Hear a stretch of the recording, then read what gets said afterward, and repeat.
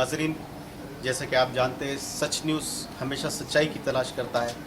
आइए एक ऐसी शख्सियत से आपसे मुलाकात करवाते हैं कि ऐसी शख्सियत जो 24 घंटे आवाम के दरमियान में रहती है, हमेशा पब्लिक की खिदमत को अपना नसीबुल आइन समझती है, और इसी वजह से है कि हल्के की आवाम हर कोई बिला मज़हब व मिल्लत जो है ना, हर किसी के काम के में हमेशा दरपेश और हमेशा पेश पेश रहने वाली शख्सियत।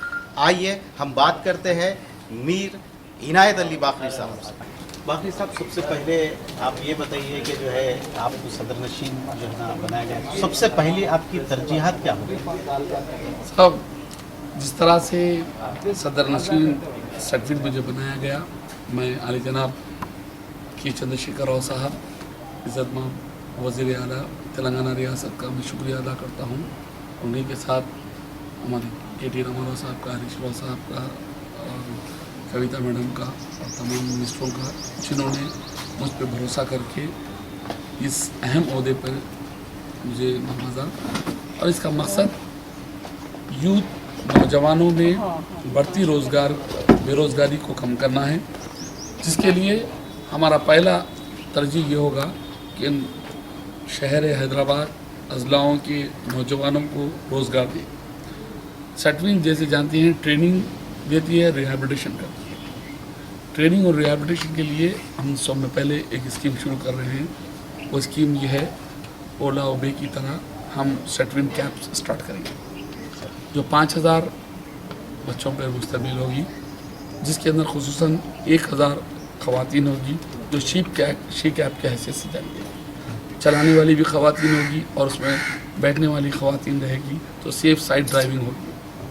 और लोग जो पुराने शहर में चाहते हैं खुसूसन कि ड्राइवर अगर कोई लड़की हो तो हमारे जनाने को भिजाने में कोई प्रॉब्लम नहीं होगी, उसके लिए शी कैप भी हम इंट्रोड्यूस कर रहे हैं। इसके लिए SSC पास और फेल बच्चे को हम ट्रेन करेंगे और उन्हें बैच दिलाएंगे और साथ ही साथ उनको रोज़गार मुहैया करेंगे। बाकरी साहब, सबसे ज़्यादा मसला ये रहा कि जो भी गवर्नमेंट स्कीमात जो निकालती है वो आवाम तक नहीं पहुंचती, या तो आवाम को इन्फॉर्मेशन जो है ना नहीं मिलता है। ये इन्फॉर्मेशन किस किस्म से आप आवाम तक लेके जाएंगे इन्फॉर्मेशन?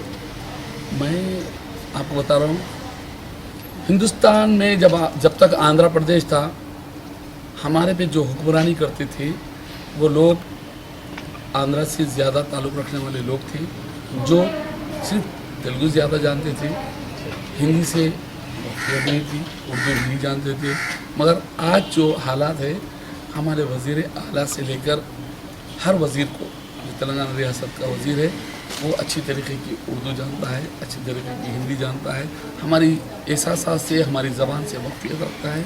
इसीलिए इन 3 सालों की, लगभग 3 साल मुकम्मल होने आ रहे हैं, 3 सालों में आप देखिए कि तेलंगाना रियासत में खुशहाली है। और जिस तरह से एक साथ आज जनरल में 4 लोगों को चेयरमैन दिया गया, जो आज़ादी के बाद कभी नहीं हुआ। वैसा 4 जनों को दिया गया। हमेशा मुसलमानों को हज house, Minati finance corporation, Urdu academy और मिनाटी कमीशन दिया जाता, उसके आगे कोई नहीं सोच सकता। बाकरी साहब, मेरा सवाल ये है कि हर हुकूमत अपने अपने तौर के ऊपर स्कीम का ऐलान करती है, लेकिन आप आवाम तक ये स्कीम को कैसा लेके जाएंगे? हम एरिया में हमारे अवामी कमेटी बनाएंगे। हर इलाके में असम्बली वाइज में हम एरिया में कमेटी बनाएंगे।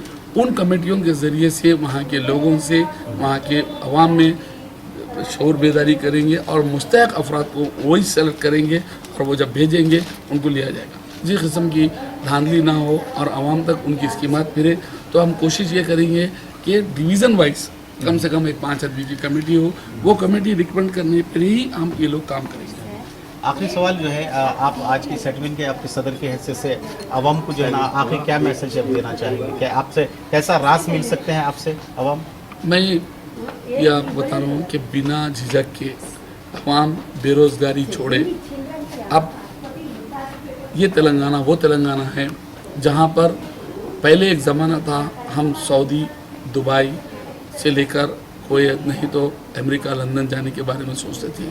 मगर तेलंगाना रियासत बनने के बाद इन 2.5 साल में अमेरिका, लंदन, जापान, फ्रांस की कंपनियां हैदराबाद आ रहे हैं। जब वो यहाँ पर कमाने को आ रहे हैं तो आप कमाने क्यों जा रहे हैं? अब यहाँ सोचना है آپ کو اٹھنا ہے اور کمانا ہے. کمانے کے لیے آپ کو یہ نہیں سوچنا ہے کہ کس طرح سے کمایا جائے گا, کیسے کمایا جائے گا, بلکہ حکومت آپ کے ساتھ ہے, آپ کو ہر طریقے کی ترجیح دینے کے لیے تیار ہے.